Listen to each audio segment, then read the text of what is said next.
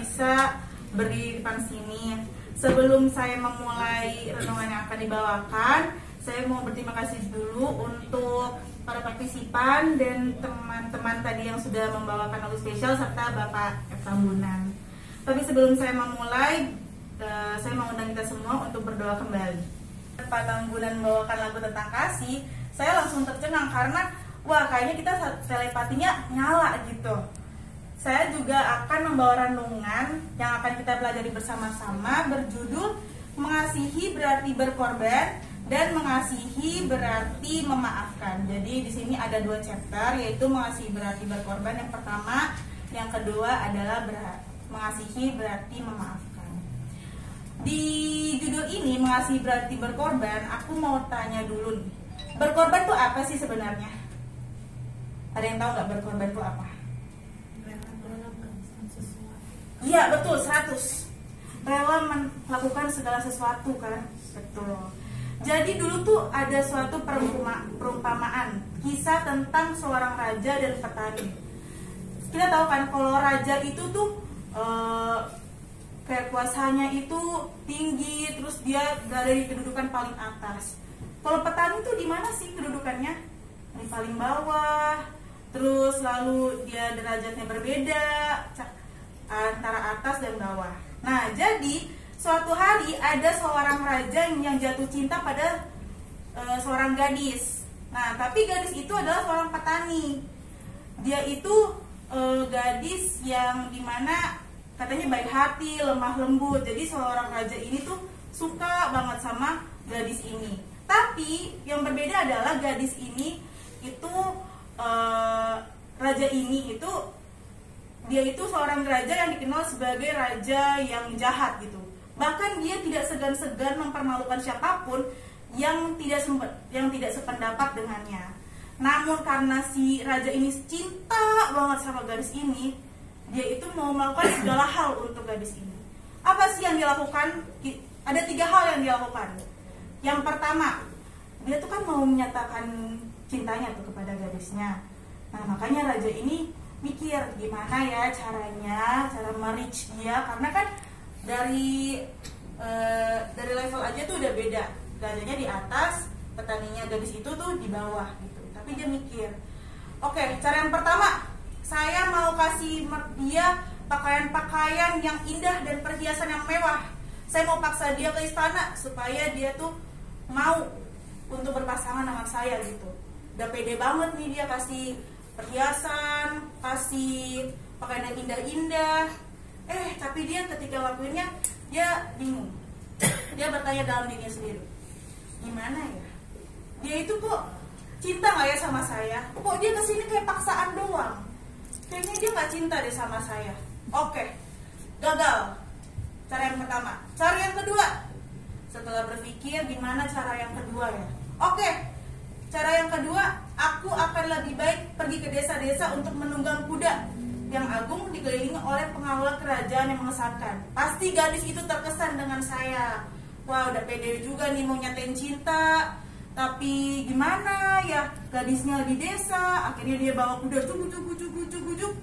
Akhirnya, tapi setelah diakuin itu dia bertanya lagi dalam dirinya sendiri, apakah dia cinta dengan saya ya? Apakah dia terkesan dengan saya? Ternyata tidak berhasil cara yang kedua. Akhirnya ini dia cara yang ketiga. Kali ini dia tidak akan meninggikan derajat gadis itu dan juga tidak akan menindasnya. Jadi dia nggak mau menyamakan derajat gadis itu ke derajat dia, tapi sebaliknya. Kali ini dia memilih untuk turun ke status gadis itu dan akan membuat statusnya setara dengan status gadis itu. Jadi dia berpakaian seperti seorang pengemis, menjadi seorang yang berbeda, meninggalkan tahtanya, dan memenangkan gadis itu. Apa yang kita bisa dapat dari ini? Cinta butuh pengorbanan. Itu adalah yang kita bisa dapat dari ini. Sama juga seperti Rasul Paulus yang juga menceritakan kisah tentang seorang raja yang rela mengorbankan segalanya untuk mendapatkan kembali cinta rakyatnya. Ada di 2 Korintus 8 ayat 9 Dia ditulis, karena kamu telah mengenal kasih karunia Tuhan kita Yesus Kristus, bahwa Ia yang oleh karena kamu menjadi miskin sekalipun Ia kaya, supaya kamu menjadi kaya oleh karena kemiskinannya. Kita udah tahu nih cerita tentang perumpamaan, lalu cerita tentang Rasul Paulus yang mengorbankan segalanya untuk mendapatkan kembali cinta rakyatnya. Tapi kita juga harus melihat kasih dan pengorbanan yang luar biasa yang dilakukan oleh Tuhan kita Yesus Kristus. Kita udah sering mendengar cerita tentang pengorbanan Tuhan Yesus, benar bukan? Tapi kita akan membahas 2 fact yang kita perlu perhatikan. Fakta yang pertama adalah raja kita kaya. Tapi pertanyaannya adalah, seberapa kayanya raja kita? Coba, kalau kita melihat orang tuh yang kaya tuh seberapa sih? Seberapa kaya sih dia? Menurut kalian siapa orang terkaya di dunia ini?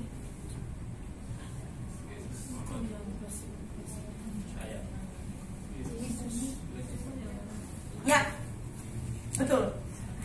Jadi setiap tahun kalau kita ketahui, majalah Forbes itu menerbitkan daftar orang-orang terkaya di seluruh dunia.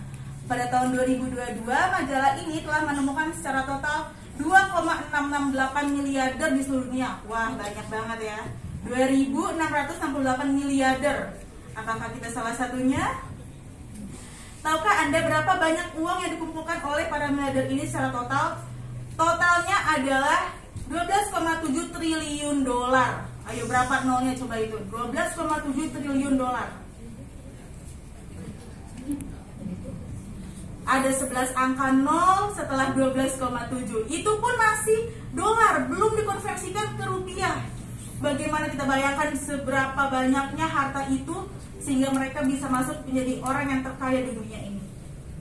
Namun, kita lihat lagi, ada beberapa tokoh yang kita tahu dia tuh orang terkaya dunia. Contohnya Elon Musk, pemilik merek mobil Tesla. Kekayaannya coba berapa?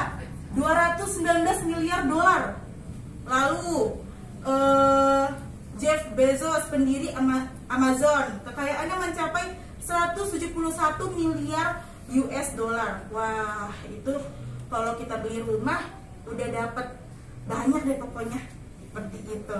Majalah Forbes juga menyebutkan Bill Gates, pendiri Microsoft, yang kekayaannya mencapai 129 miliar US dollar.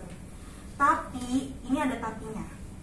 Meskipun orang-orang yang disebutkan di atas itu yang punya banyak miliar-miliaran kekayaan mereka tidak seberapa dibandingkan dengan kekayaan yang dimiliki oleh Tuhan kita, yang telah menjadi raja kita sejak permulaan kekalan. Kita baca di Kolose 1 ayat 16. Kita lihat apa yang Paulus katakan ketika berbicara kepada orang-orang kudus di Kolose. Kolose 1 ayat 16. Isinya adalah, karena di dalam Dialah telah diciptakan segala sesuatu yang ada di sorga dan yang ada di bumi, yang kelihatan dan yang tidak kelihatan, baik singgasana maupun kerajaan, baik pemerintah maupun penguasa, segala sesuatu diciptakan oleh Dia dan untuk Dia. Raja kita adalah pencipta segala sesuatu. Dia menciptakan alam semesta dan semua galaksi. Apakah orang-orang miliarder itu punya galaksi? Gak punya. Yang punya hanya Tuhan kita. Dia menciptakan matahari, bulan, jutaan bintang, menciptakan laut, segala jenisnya. Amin. Makanya orang-orang miliarder itu tidak bisa dibandingkan dengan Tuhan kita Yesus Kristus. Dan makhluk-makhluk surgawi tidak pernah bosan untuk mengatakan bahwa anak domba yang disembelih itu layak untuk menerima kuasa, kekayaan, dan hikmat, dan kekuatan, dan hormat, kemuliaan, serta puji-pujian. Yesus sang Raja Surgawi telah, sedang, dan akan selalu kaya akan kuasa, keagungan, otoritas, dan kemuliaan. Kekayaannya tidak terhitung dan sumber dayanya tidak terbatas. Kita akan masuk ke dalam fakta yang kedua. Selain kaya, ternyata raja kita itu menjadi miskin juga. Wah, kenapa menjadi miskin ya? Sudah kaya kok menjadi miskin? Nah, dalam tahun 2017, LSM Australian Fund for Peace membuat daftar 100 orang termiskin di dunia. 100 orang terbawa sebagai tanggapan atas peringkat terkenal yang dibuat oleh majalah Forbes setiap tahun. Jadi peringkat pertama pada 2017 yang termiskin adalah seorang pengungsi Sudan bernama Mary Nia Luwak, yaitu merupakan seorang ibu tunggal dan tinggal bersama 5 anaknya di sebuah kamp pengungsi di mana ia hanya bisa menghidupi dirinya sendiri dengan makanan untuk dirinya sendiri dan anak-anaknya. Di urutan kedua ada namanya Prem Bahadur Lama, yaitu warga Nepal, berusia 45 tahun, bekerjanya 10 jam sehari dengan membawa sekeranjang penuh batu dan cuma menerima $4 per hari.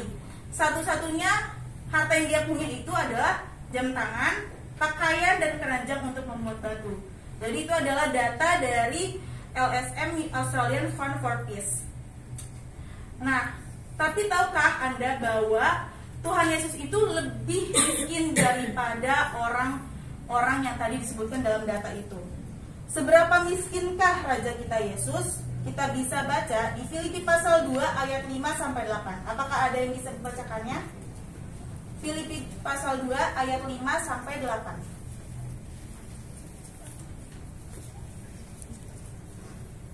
Filipi 2 ayat 5 sampai 8.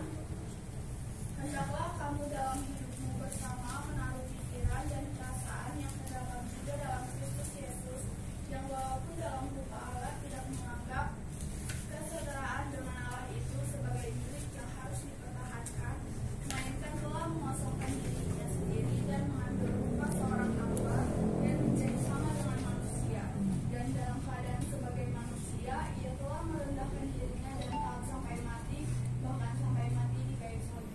Baik, terima kasih Maria. Kita bisa baca tadi, dia mengambil rupa seorang hamba dan menjadi sama dengan manusia. Tadinya Raja kita tuh, Tuhan Yesus tuh udah kaya banget dengan penuh kemuliaan, tapi dia meninggalkan penyembahan oleh bala tentara surgawi. Dia meninggalkan sorak-sorai surgawi untuk sebuah palungan di Bethlehem. Dia meninggalkan kuasa dan kemuliaannya yang dia miliki, kemuliaan dan kekuasaan yang miliki untuk mengenakan jubah kemiskinan. Dia bahkan menukar tahtanya dengan kayu salib. Kira-kira apa sih yang membuat Yesus itu bisa dari kemuliaan dengan kekayaannya bisa turun langsung menjadi miskin? Kenapa? Karena kasihnya kepada kita. Sang Raja Surgawi menjadi miskin bagi kita, yang sesungguhnya merupakan sumber dari cinta kasih. Dan berkat kemiskinannya, hidup kita menjadi lebih kaya hari ini. Apakah kalian sadar akan hal itu?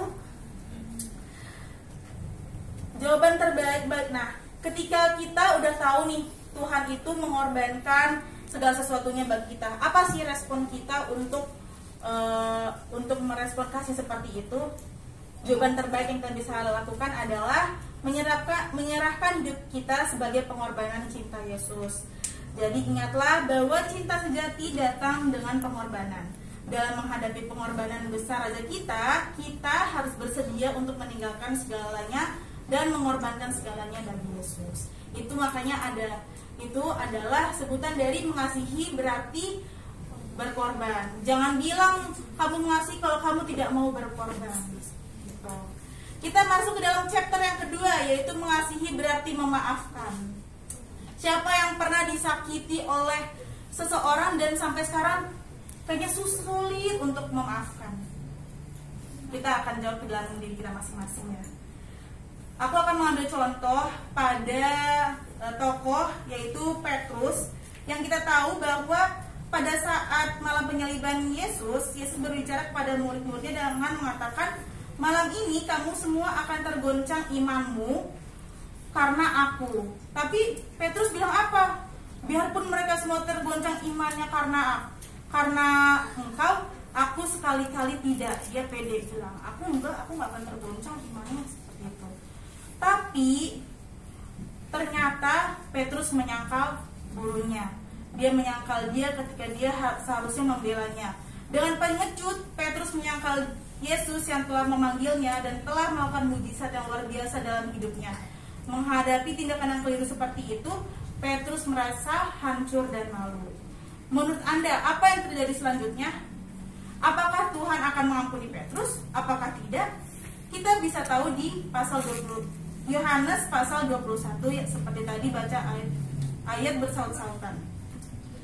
Tuhan berkata kepada Petrus, apakah engkau mengasihi aku? Petrus yang pertama, iya Tuhan, aku mengasihi engkau. Tuhan bertanya lagi, apakah engkau mengasihi aku? Petrus, ya aku mengasihi engkau. Tapi yang ketiga kalinya lagi, Petrus anak Yohanes, apakah engkau mengasihi aku? Pada saat itu sedihlah hati Petrus dan berkata untuk ketiga kalinya, apakah engkau mengasihi aku? Tuhan, engkau tahu segala sesuatu, engkau tahu bahwa aku mengasihi engkau. Pada saat ini kita bisa lihat bahwa Yesus walaupun sudah disangkal 3 kali oleh Petrus, dia mengampuni Petrus. Dan dia mengampuninya karena dia mengasihinya. Kita juga mungkin pernah melakukan kesalahan yang serius, tapi percayalah bahwa Yesus yang sama yang mengampuni Petrus juga mengulurkan pengampunannya kepada kita. Di sisi lain, kisah ini juga mengajarkan kita untuk mengampuni seperti yang Yesus lakukan. Tuhan memberi Petrus kesempatan kedua meskipun ia telah melakukan kesalahan. Aku akan mengajak kita semua untuk bersedia untuk mengampuni karena Tuhan pun juga mengampuni kita. Mengasihi berarti berkorban, mengasihi berarti mengampuni. Dua topik ini mengajarkan kita jika kita mengasihi Tuhan, kita harus berkorban dan mengampuni sesama kita juga. Biarlah renungan yang singkat ini bisa menjadi kekuatan bagi kita dan meningkatkan iman kita kepada Yesus. Terima kasih, Tuhan memberkati. Amin.